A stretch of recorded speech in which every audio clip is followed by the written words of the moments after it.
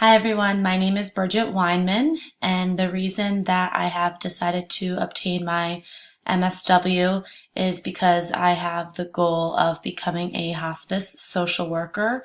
I have always had a passion and been drawn to the hospice setting.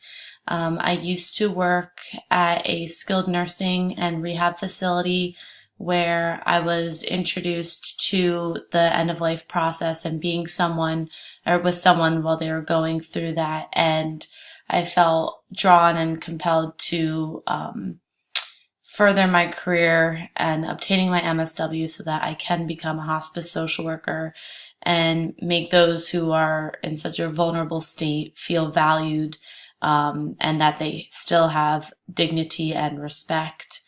I'm really excited to start this next course. So far, the Widener program has been really great. I was a little nervous to start an online class, but so far I've had really positive experiences, and I'm very excited to see how the rest of this course plays out. Thanks.